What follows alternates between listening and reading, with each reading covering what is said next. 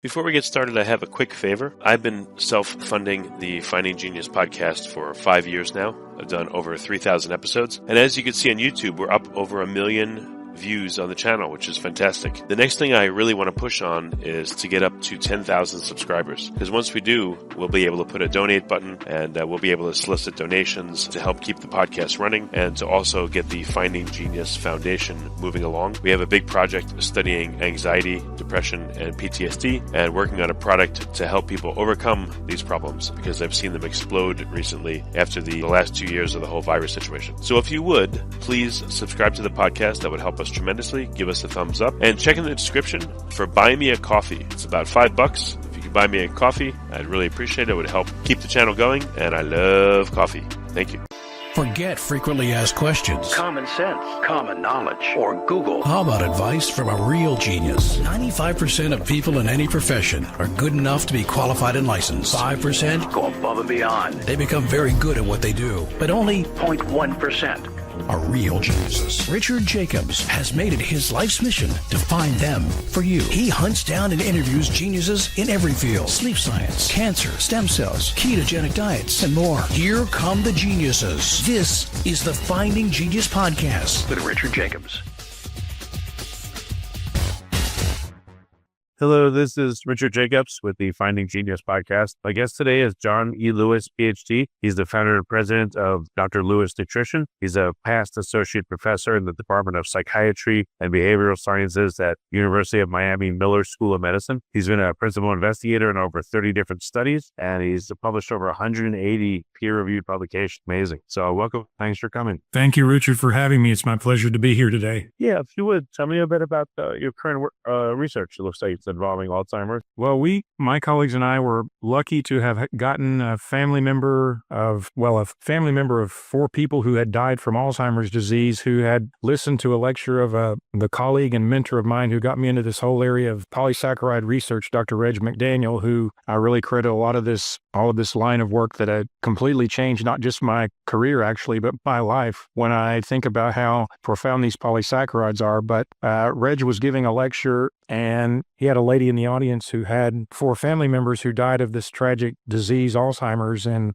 so she and her husband made a donation to research. They only asked Reg to make sure that it was conducted in Alzheimer's disease because of their own personal connection to the disease. And Reg was not affiliated with any university or research institute at that time. And so I was, I guess you could say, in the right place at the right time. And in South Florida, of course, we have a lot of elderly people, a lot of people with Alzheimer's and dementia. So it was a natural fit because he and I had created a relationship based on trust and mutual interest and whatnot. And so we ran this study with this particular polysaccharide formula that up to that point, this is almost 20 years ago, up to that point, Reg had been at it for about 20 years, never had any funding for a clinical trial, but just had so many different anecdotal responses of just incredible effects, like just, almost like not even believable, to the point of people referring to it as miracles, which Reg always liked to correct people that nothing that the body does is a miracle. It's just the bioengineering of life. And if you provide the raw materials that it needs to function properly, then it will do so. And so there's nothing miraculous about that. It's just who we are as humans. But we ran this study, and we looked at people with moderate to severe Alzheimer's disease, which, if you've had any of your own personal either effects or just exploration about this disease, those are the worst folks. Those are the worst, most severely impaired folks. They have just terrible, terrible severity of disease. Well, what does that look like? When it's severe, just put a point on it. Well, the best example would be the oldest lady we had in the study, who was 93. She'd been diagnosed with the disease for about 12 years, which at that age and for that long of a period of diagnosis, usually you wouldn't even make it. Like you would normally people would have died before that. So clearly she was very resilient. But at that stage, she basically sat in a chair all day and couldn't speak. So, she was essentially like a piece of furniture. I mean, that's basically the worst level of severity before death, essentially. What causes the people to pass away from Alzheimer's? Usually it's just, you have systemic organ failure. Eventually the body just shuts down because you continue to have more loss of functionality, and eventually your body just shuts down. So it's not just of the mind. I mean, I thought that maybe people would forget how to swallow or how to eat, even with care. So that's why they would pass away. But you're saying it cascades from the brain to other organs at a certain point? That's right, exactly. I mean, eventually everything is, of course, connected to the central nervous system. That's how all the other major organ systems get their inputs. And so as those connections start losing their connection, then the entire body just starts shutting down. So it could be I'd say in most cases, it's probably heart failure. Your cardiac system just shuts down, or it could be liver failure, kidney failure. I mean, just, take your pick of any of the major organs. And as those start shutting down, you're not going to live very long. Okay. So again, we wanted to look at what we felt like were the most impaired group of folks that Big Pharma has no interest in. They don't study people with moderate to severe severity. They feel like at that stage, there's no pharmaceutical intervention that's going to do anything anyway. And we put them on our formula that we now call Daily Brain Care. We put them on this formula for 12 months. We assessed their cognitive function at baseline, 3, 6, 9, and 12 months. And then we drew blood at baseline and 12 months. Unfortunately, we didn't draw blood at 3, 6, and 9. We didn't have a huge budget. It was not a multi-million-dollar budget that we had. But now, as I look back on it, I wish we had drawn blood at 3, 6, and 9 and just banked those samples in the freezer for later analysis when we had more money. But anyway, it is what it is at this point. And so we wanted to compare within the blood, we wanted to compare a bunch of immune markers, immune function markers, inflammatory markers to what was going on cognitively, because we felt like, based on a lot of Reg's previous work, that we would get, a good indication of how the immune system and the central nervous system, using cognitive function as an assessment, as sort of a proxy for brain function, would generate some interesting results. And sure enough, that proved to be true. So at the end of the study, and this was after, a couple of years. I mean, you're talking about a 1-year intervention. We enrolled 34 people in the study. It's a very sick population. These people didn't just have Alzheimer's, of course. They had diabetes, depression, various forms of heart disease. I mean, these were really sick folks. On average, they were 79.9 years of age, so they were an older group of people as well. But what we showed, Richard, was truly astounding. We showed at 9 and 12 months clinically and statistically significant improvement in cognitive function. Now, that's unheard of. You can compare that to certainly the 5 FDA-approved drugs for dementia. They don't do anything. If you're lucky, if you're taking one of those drugs, you might have delay of progression of the disease for a few months, but then after that, you just continue progressing to death. So they don't do anything. And then you can compare that to any other dietary supplement, any type of diet, exercise, hyperbaric oxygen, red light therapy, music therapy, acupuncture, you pick it, you name it. You will not find any other intervention that showed that type of an effect. And let me explain that for our listeners, because I make a very important distinction between clinically and statistically significant. So as I mentioned, we had 34 people in the study. If you have hundreds or thousands of people in a study and you do multiple assessments across a whole host, a wide range of biomarkers and assessments, the law of large numbers says that you will show statistical significance at some point, just by random chance, using P, the threshold is 0.05, which means 1 out of 20, you would find something just by randomness or by error. So again, you could have statistical significance all day long, but it may not be clinically or practically relevant to, in this case, quality of life for humans. Clinically significant, we use the ADAS-Cog, which is the gold standard for assessing cognitive function. And that's not my opinion. That's stated scientific fact. It's been published in probably thousands of articles at this point for the last several decades. So that's that measure, that assessment of cognitive function. If you have a change in your score of 4 points, better or worse, then that is deemed clinically significant. And that's based on, again, multiple decades of research using this particular measure. So we showed a change in the score of over 4 points at 9 and 12 months in people that had moderate to severe severity of Alzheimer's disease, which is just unheard of. There's literally, in that first paper, we published 4 papers from our Alzheimer's study. And that first paper published in 2013, there's been nothing before or after that paper that showed a similar effect. When we submitted that paper to the Journal of Alzheimer's Disease, about 30 days after I had submitted it, I got a call from the editor of the journal. He's still the editor, Dr. Perry, and he was like, "Wow, Dr. Lewis, this paper's amazing. Your findings are incredible. As soon as I get the reviews back from the reviewers, I'm going to recommend that we publish this paper immediately because of such profound findings." So anytime I have an opportunity to be interviewed about our research, it's not, it's a friendly challenge. It's certainly not antagonistic, but I always make a friendly challenge to any listener out there. If you can find another paper that's been published in the scientific literature showing anything similar, by all means, please send it to me, because that would be the first paper that would show something just close to what we've showed. And well, what's the mechanism of action? How does your protocol work? Maybe way proprietary. Yes, of course. So that's the next part of this little story. So to your point, you have this amazing clinical finding on cognitive function. So how do you explain that mechanistically? Well, you have several things going on. Number one, you had an improvement in overall immune function according to the CD4 to CD8 ratio. Your CD4 cells are your helper cells. Your CD8 cells are your cytotoxic cells. That ratio is very important for all of us, actually, not just for people with Alzheimer's disease. So we showed a nice increase in that. That's a general overall measure of how our immune system is functioning. We showed reductions in TNF alpha and VEGF. That's vascular endothelial growth factor. Those two proteins have been historically looked at in cancer and heart disease. Our paper was probably the first one that was published showing a reduction in those two proteins, those two inflammatory markers in people with Alzheimer's disease. We need physiological levels of both of those proteins, but when they get too high, then they're very good markers of chronic inflammation. Next, we showed an increase. Okay. So you were able to reduce all these things. Yes. And then in this first paper, the last really significant finding was that we showed an increase in adult stem cell production according to CD14 cells. We know through other research, not from our lab at the University of Miami, but through other research, CD14s can become neurons. So we showed in people that, as I mentioned, just under 80 years of age on average, they had just under a 300% increase in their adult stem cell production over that 12-month period.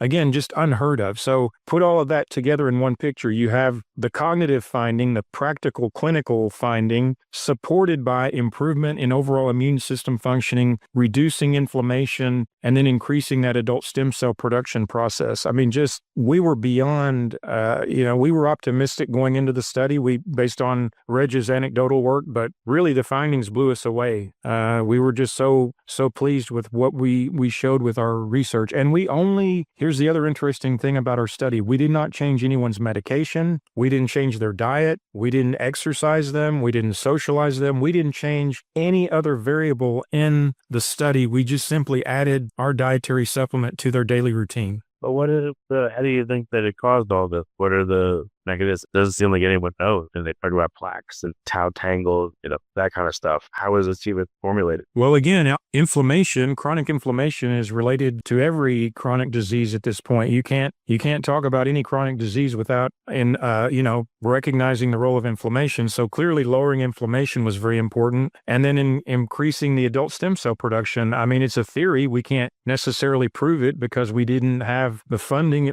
and I don't even know how good the technology was back then to actually look at the morphology of the brain. But our working hypothesis is that the CD14s were migrating to the brain to either repair damage or to, improve synaptic function, increase the number of neurons. I mean, there could be a whole host of things going on there. We can't conclusively prove that, but obviously some of that's going on. And then within our formula, we have a couple of different ingredients that are also detoxifiers. We have a product called an ingredient called Ultra Terra Clay. It's a very potent detoxifier chelator. And then we have N-acetylcysteine and citric acid. All of those are very potent metabolic detoxifiers. So again, there's another theory about Alzheimer's related to aluminum and other heavy metal exposure. I mean, that's another possibility. We didn't measure any kind of, metabolite like a DMSO push or challenge or something like that. We didn't do any kind of heavy metal or other chemical analysis like that in our testing. But again, you could theorize that some of that stuff was happening at the same time that they're being being helped nutritionally, they're also being detoxified a bit. Has anyone done imaging? I mean, I don't know if you can do it with a live person, but can you image the plaque formation in the brain before you after your protocol, for example? Well, I'm pretty sure that technology is now available by CT scan. There are studies now looking at the morphology of the brain of people with, everything, not just Alzheimer's, but other forms of dementia, stroke, people with TBI, PTSD, concussion syndrome, all those kinds of things. So it's imagine what that would tell you. You know the protocol works and it helps people, which is great. What if you did the imaging and they had X amount of plaque, and then you did the imaging after and it was the same amount or even more, but somehow they were better off cognitively? Like, what would you expect if you had access to imaging before and after? What would you see, you think? Well, you see, that's part of the mystery of Alzheimer's disease, is that if you look at Alzheimer's, it's so heterogeneous, even though, as you mentioned, plaque and tangles and beta amyloid, all this stuff has been, one of the hypotheses of the disease. However, there is a subset of people who have that stuff and then they never develop Alzheimer's. And then there's another group of people who have Alzheimer's, but they never get that kind of, morphology. And then there's the third group of people that do have Alzheimer's and do have all those things. So it's such a heterogeneous disease. It's hard to explain it just simply by the morphology of the brain alone. That's why it's so difficult to get a grasp on what actually causes this tragic disease. But my goal, if I can do it at some point, is to have a second clinical trial where we actually do take images of the brain before and after our intervention. I think it would be incredibly valuable information to be able to look at that. We just, we haven't had the funding to do a second study. Before I left academics full time back in 2017, which has been 8 years ago now, I tried, after we published that first paper in 2013, I tried 2 times with NIH and 2 times with Alzheimer's Association to say, hey guys, look at what we published, look at what we've accomplished, help us extend this line of research, help us, really do something to help people. And I got crickets in response. I got absolutely nothing, which, very clearly said to me that this isn't pharmaceutical, this isn't genetics, we're not interested because we can't make any money off of a dietary supplement. I don't know what's in terms of Alzheimer's, I've heard it's called type 3 diabetes. So, in terms of looking at metabolomics and everything, maybe various biomarkers can tell you more of what's going on. And you've got a lot of data already, stem cell production increased, but again, what else have you seen through biomarkers? Well, so we published, as I mentioned, all of that information was published just in the first paper. We published 3 other papers. The 2 middle papers looked at brain-derived neurotropic factor, which is an interesting protein that's been shown to be very important for creating memories and sustaining memories. It's important for hippocampal function. It's important for overall neuroplasticity. So it's a very important protein that our brain needs to create. And we looked at how BDNF related to, in one paper, all of the different cognitive measures, and then in the other paper, all the different immune and inflammatory measures. What we showed in our study was that BDNF increased by, unfortunately, it was not statistically significant, but it went up by about 11, it was between 11 and 12%. If we had a larger sample size, I theorize it would have been statistically significant, but it's difficult to find anything else nutritionally. I think there might be a little bit of support for lion's mane mushroom improving BDNF, but other than lion's mane mushroom, I'm not aware of anything else that has shown any type of similar effect. And what was very interesting about this BDNF relationship in our study was that and this was based on a study that we had conducted prior to our Alzheimer's study, this was in people with HIV, we looked at the effects of HIV and the antiretroviral medications on cognitive function. And what we found was that people that were at a BDNF level of 5,000 picograms or more, they had better cognitive function than those who were lower than 5,000. So we did the same kind of stratification in our Alzheimer's study, and we showed exactly the same thing. If you had a BDNF level higher than 5,000 picograms, then you had better cognitive function. The immune function and inflammatory markers were a little bit less, I would say, consistent with our first paper. They were kind of all over the board, and it was a bit more difficult to explain them. But anyway, we showed some interesting findings with BDNF in those two middle papers. And then the last paper I thought was really nice, and it was, in my opinion, on the level of the first paper in terms of its effect. We looked at what's referred to as the Th1 to Th2 components of the immune system. So generally speaking, Th1 is your pro-inflammatory side, and Th2 is your anti-inflammatory side. And this concept or this model goes all the way back to 1986, where a group of investigators were looking at how to explain HIV and why it was killing people at that time. And so this group had come up with this concept of the Th1 to Th2 ratio to explain this out of balance or imbalanced relationship that people with HIV had at that time, where their pro side was out of control and their anti-inflammatory side was basically non-existent. And so one of the things that I like to do anytime I write a paper is I like to go into the literature. I use PubMed as my search engine of choice and look at, see what else has been published, to help me sort of put together a framework, or at least to help understand what else has been done already. Richard, I could not find one other paper in the literature that had showed anything related to this concept of the Th1 to Th2 ratio in people with Alzheimer's disease. And I thought, well, that's good and bad news. The good news is we'll be the first people to show it. The bad news is you're kind of shooting into the dark a little bit. But anyway, we showed something incredible with this fourth paper. First of all, the people with Alzheimer's, and we had another study that we had conducted with the exact same cytokines and growth factors that we used to calculate this Th1 to Th2 ratio. So we had a really nice comparison group of healthy adults on the one hand that had no active disease of any kind, and then these folks with Alzheimer's disease. The folks with Alzheimer's disease were so incredibly Th1 dominant, like numbers in the hundreds. And then the healthy people, all of their values were like around 1.0 or something. It was just incredible to see these numbers in black and white. And then over the course of the 12-month period, I didn't mention that we calculated 6 of these ratios. Over the course of the 12-month period, 5 of the 6 ratios, they didn't go to unity by any stretch of the imagination. I call it a rebalancing effect, like going, less Th1 dominant. 5 of those 6 ratios went less Th1 dominant. And then the icing on the cake, or the cherry on top, is that the rebalancing of the Th1 to Th2 ratio was correlated with better cognitive function. So this was also just a beautiful paper that, again, this information had never been published before. I mean, our entire series of papers, our whole 4 papers, that collective amount of information just in Alzheimer's, and we haven't even talked about the multiple sclerosis study yet, but that collective body of information, there's nothing else like it in the scientific literature. I mean, there truly is. And I don't mean to sound like an egomaniac or a narcissist when I say that. I mean, this is my life. Is there any microbial origination to this? Has anyone done a microbiome correlation of people that are healthy versus have Alzheimer's? Because there could be, various bacteria that are making metabolites that are skewing these ratios in one direction or another big time.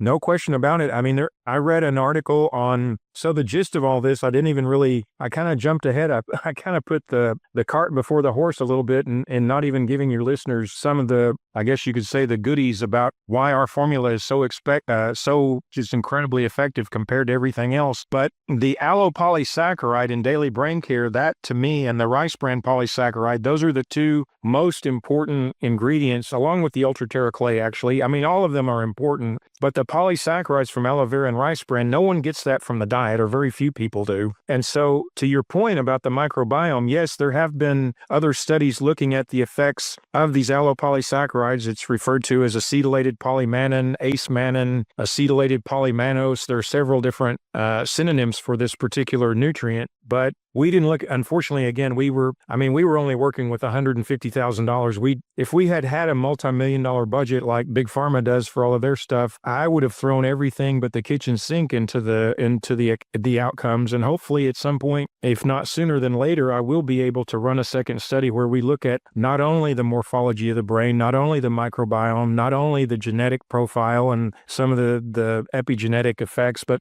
just a lot of different things. But just one other point I wanted to make about our Th1 to Th2 finding was that, how do you explain these folks with Alzheimer's having such an incredibly Th1 dominant profile? My theory, again, we didn't collect infection data, but my theory about that is that, and it aligns with one of these newer theories of what causes Alzheimer's disease, is that you get infections earlier in life, whether it's herpes, hepatitis, God forbid HIV, something that will kill you, but something less lethal like herpes or cytomegalovirus. It creates probably like a background inflammation that elevates for years, decades. Exactly. So you have this ongoing chronic viral load of something that doesn't kill you, but it's enough to keep your immune system dysregulated. And so my suspicion is those folks that had Alzheimer's had, probably pretty high titers of, you pick it, any kind of virus that normally is pretty latent, but when you're stressed out and you don't eat well and you don't exercise, then those viruses become more activated. So that's my theory, but that would be something else that we would add to the outcome assessments in a second clinical trial that hopefully we'll conduct one day. Yeah, no, that makes a lot of sense. In the literature, are there strange, seemingly unassociated effects or sequelae that happen with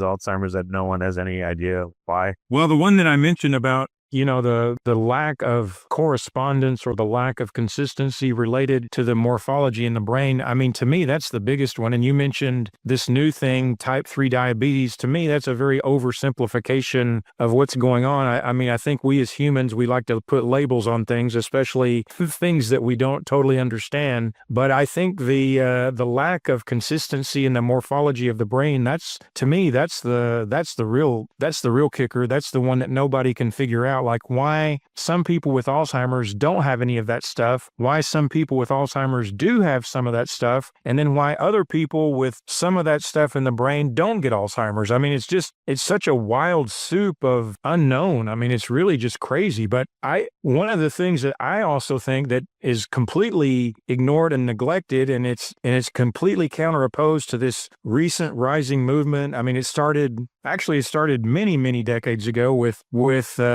Robert Atkins and his first book was called in 1972, pushing all of that fat and protein. And then it morphed into the Atkins lifestyle diet, whatever, in the 90s. And then you have these, keto, paleo, now carnivore people pushing all of this protein all the time. I don't think there's any real understanding of how all of that just massive amount of protein, because the average American's already eating plenty of protein anyway. These people that are pushing all this protein, they act like the average American is protein deficient, which is not even true. The average American actually is already eating too much protein. But I have a suspicion because of these proteins that at least are contributing to some of the people with Alzheimer's. Again, not all of them, but at least some of them. I have a suspicion that too much protein in the diet could ultimately be contributing to Alzheimer's and other forms of dementia. I can't prove that. That's an opinion statement, but I do wonder if there is some of that going on as well. No, you said other organs are organs or other body processes affected only later on, or is there one that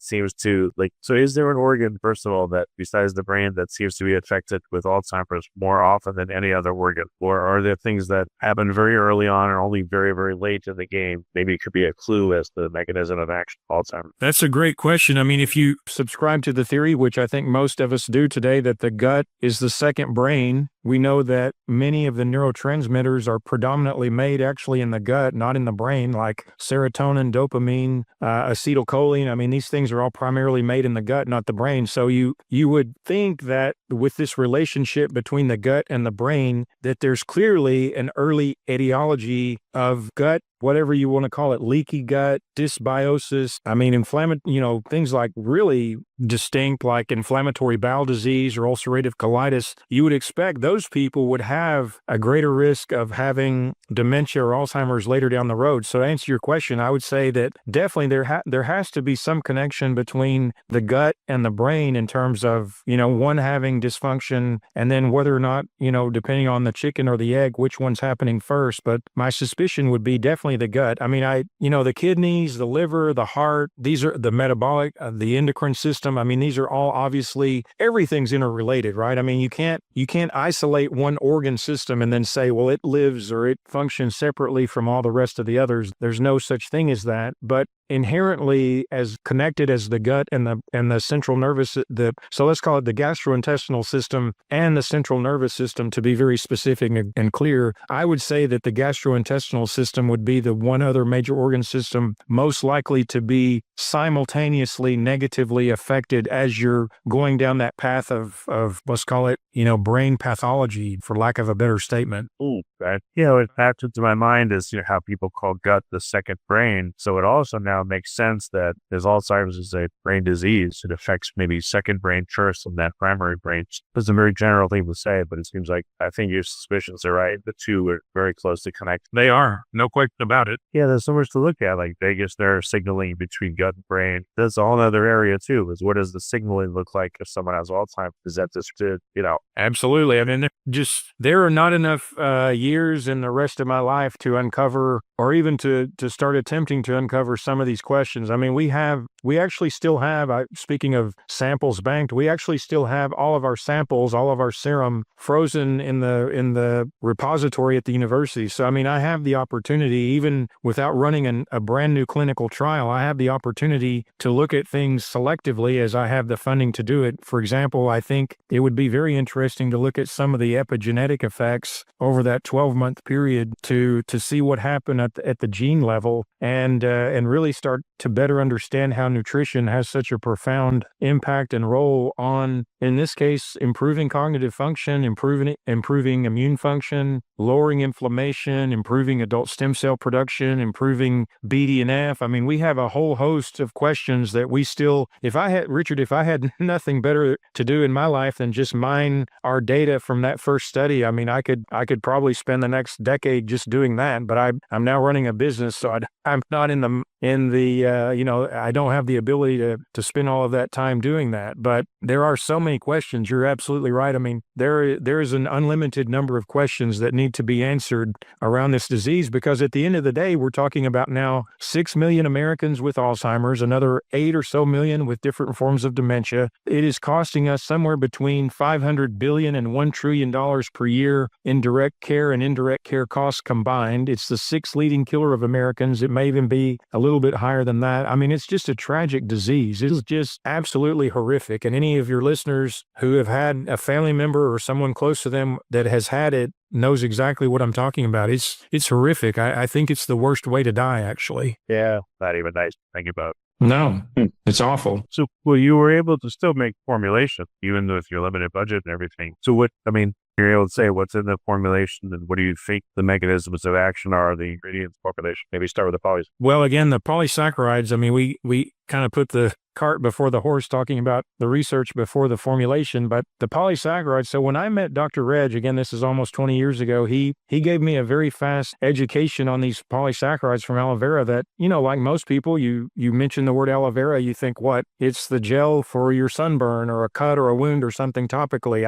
I literally had no clue what door that man was opening for me in my life. But Reg was a practicing pathologist in the Dallas area. He was running a pathology unit at a hospital in Dallas about 40 years ago, and he had 10 guys with HIV come to his office and say, hey, we're taking this aloe vera product. We have no viral load and our CD4 cells are normal. Back in the mid-'80s, if you got HIV, it was essentially a death sentence. This was like a decade before antiretroviral medication. And so Reg had no interest in nutrition. He had no interest in dietary supplements. He thought he was basically being pranked, but fortunately those guys would not take no for an answer. And so Reg ended up getting together with some of his veterinary friends. He couldn't get any of his physician friends interested. They thought it was nonsense, but his veterinary friends at Texas A&M got interested, and they started conducting research on what this aloe vera polysaccharide was doing. And it turned out it was just antiviral, it was antibacterial, it was immunomodulatory, it was anti-inflammatory, antioxidative. I mean, it had just all these incredible effects that they were finding mostly in animals, some in humans. And it went from there. I mean, he ended up leaving. He basically stopped practicing pathology and started practicing nutrition. But I don't know about you, and in Miami, we have aloe vera growing in our backyard, but I'm not out there every day snipping the leaves off and sucking down the gel. Number one, it tastes nasty. You couldn't even do it. Most people wouldn't. They would think it tastes disgusting. And number two, because it's 99% water, you never could possibly get the concentrated amount of polysaccharide in that very diluted gel that you can in what we have in our formula, because, again, it would just make you sick trying to get that much. So it almost invariably, every time I give a lecture about this research, somebody says, "Oh, I'll just drink the aloe vera juice." I'm like, "No, you can do that. That's okay, but it's not going to be the same effect." So we've dehydrated the gel. We've taken all that water out of the gel. We've concentrated the polysaccharide down into a few hundred milligrams that the body can actually recognize at a therapeutic dose to really have all these physiological benefits that I've been describing to you today. And so that, to me, is the most important thing, again, because, no humans don't eat aloe vera. I mean, you may, again, rub it on your skin when you have a topical issue, but nobody's eating it. So that, to me, if you twisted my arm and said, "John, what's the most important ingredient or material in your formula?" I would say it's the aloe vera, simply not only because of its effect, because of that, again, people are not consuming it. Now, as far as the rice bran goes, for those of you who like to eat rice, and I eat brown rice pretty much every day, brown rice has the rice bran on top of the white endosperm. The white rice, unfortunately, is what most of the world prefers to eat. That's, I think, like 70 to 80% of the rice sold in the world is white rice. So rice basically has three primary layers. You have the outer layer that's like cardboard. You can't eat it, the husk or the hull. And then the next layer, that gets obviously stripped off first. And then the next layer is the bran. That's the real magic to this plant that, again, most of the world is not eating. It's either getting thrown away or fed to livestock. So ironically, animals are actually getting the most valuable aspect of rice compared to, most humans. But I would still argue that even if you ate a half a cup to a cup of brown rice every day, if you are middle age or older, if you have neurodegeneration, cancer, heart disease, diabetes, any of the significant killers, you're probably not going to get enough of the rice bran just eating brown rice every day. You really need to have it concentrated down into a dose. So we have a powder and a capsule version of our product. It's a 2.5 gram serving. So, again, when you're talking about the average American eating 3,000, 3,500 calories per day, I'm not even sure what the average American is eating at this point. It's a lot. You're talking literally not even 10 calories of material that can give you this really impressive benefit. We also have in there things like flaxseed. Flaxseed is the plant that has the highest known content of lignans. Lignans are a phytonutrient that kill the crap out of cancer cells. Now, I want to be very clear. I am not talking about using nutrition. In our conversation today, I am not talking about using nutrition to treat disease. That's, not considered FTC compliant or appropriate. What I'm referring to is that we use nutrition to provide the raw materials that the genes recognize, and they recognize everything we put into our system. It's not just food, but the genes then guide the cells in how to function properly. And through that bioengineering, the cells then repair, restore, and heal itself. And that's essentially a return to homeostasis. That is not treating disease. Disease is taking a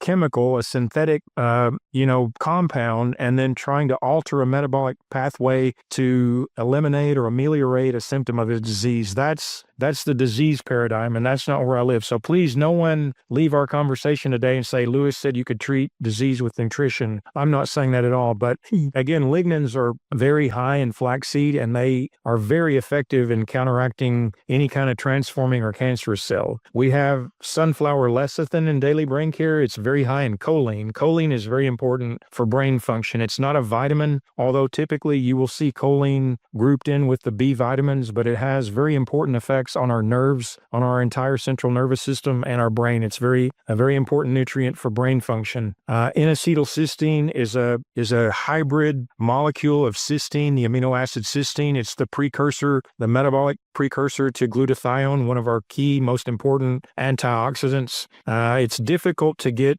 glutathione orally. You can take it through an IV. It's very effective that way, but most oral applications of glutathione degrade very rapidly in the gut unless it's properly encapsulated in a liposome or a micelle. So with NAC, N-acetylcysteine, you can take that, and then that helps to boost your glutathione level. We have tart cherry. Tart cherry is a nutritional powerhouse. That stuff is loaded with literally hundreds, if not thousands, of different nutrients in it. It's also a natural source of melatonin. That's a lot of the reason why Many people who take daily brain care notice that they sleep better because it is a natural source of melatonin. We have a material in there called Dioscorea. That's a wild yam. It's got phytonutrients in it that help to regulate all of the hormones in your body, the endocrine system. We have another material in there called IP6 inositol hexaphosphate. That also is very anti-carcinogenic. It has incredible potent effects against transforming cells. I mentioned earlier citric acid and ultra-terra clay. The citric acid is important in the Krebs cycle for generating cellular energy, or ATP. And then the clay is a very dense source of micronutrients as well. And as I mentioned earlier, it also helps to chelate and pull out things like heavy metals, arsenic, PCBs, PAHs, all these things that unfortunately get trapped in our body, and we don't have a good way to pull them out. But ultra-terra clay does a very good job of that. So I say all that to say that, as you can tell, this is not a Centrum or a multivitamin. This is a complex source of micronutrition that helps our cells to function the way they're designed to and the way they're supposed to. It's not meant to be a multivitamin and mineral. Sometimes people ask me that. It's meant to provide uncommon materials in the diet that are typically devoid in the average American or average person, wherever they are in the world, diet today. And so all of these different nutrients, but with the cherry on top being the polysaccharides from the aloe vera, and then probably secondarily the rice bran, gives you this incredible nutrition that fuels your cells and how to function properly. And our genes just eat this up. So polysaccharides is an interesting term. I'll just finish with this quick point. It's a complex sugar, and I know we as Americans for at least the last half century had just been bombarded and pounded to believe that any kind of sugar is bad for us. If you hear the word sugar, you immediately think bad. But that's actually a very ignorant statement, simply because not all sugars are the same. There are lots of sugars in Mother Nature. You have monosaccharides like high fructose corn syrup. Then you have disaccharides like table sugar or sucrose. Then you have oligosaccharides, the type that come from breast milk or kimchi,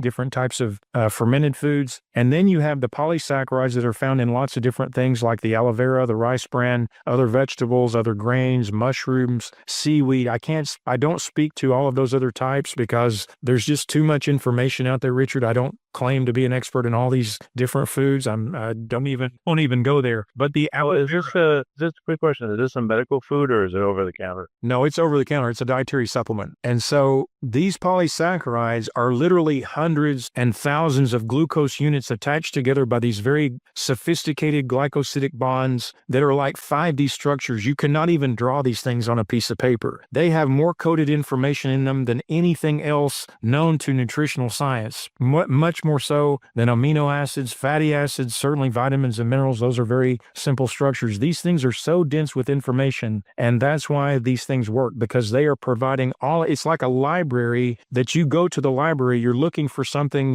how to do something. You go to the library, you read several books, and you get that information, and then you learn how to do something. It's exactly the way our genes function. Our genes look at all this information from these polysaccharides and these other nutrients, and then they put that information together to tell our cells how to function properly. And then that's why our cells start functioning the way they're supposed to. And that's why you get health effects. Okay, well, we're close to wrapping up. Where can people get this formulation? Is it okay if they take it without showing any signs of cognitive decline? No question about it. I've been on this formula for over a decade. I've had my mother on it mom's been on it for 13, 14 years. My wife started taking it about 6 years ago when she was pregnant with our first child. We now have baby number 2. He's 7 months old. Our daughter's 5 years old. Our son just turned 7 months. I started them on it when they were just 5, 6 months of age because, again, these polysaccharides are so important. Prevention is, in my view of the world, prevention is just as important as treatment. You want to use whatever materials you can that are the most effective and efficacious to help you prevent disease in the first place, not just wait till you get something and then, try to treat it. But yes, I would be a hypocrite if I was not using my own products and then, telling everybody else to, oh, hey, take this. And then meanwhile, I don't even believe in it. But no, what have you, that's great. Your whole family's in it. What have you heard from people? What are the effects that they experience? Oh man, we have so if for anybody's interested, drlewisnutrition.com is our primary website. That's Lewis, Lewis, nutrition.com. And then we're under Dr. Lewis Nutrition on all the typical social media channels, YouTube, TikTok, Instagram, Facebook, you name it, we're there. But you can, you and your listeners can go to our website. Primarily, we have maybe not as much on the social media channels as in terms of,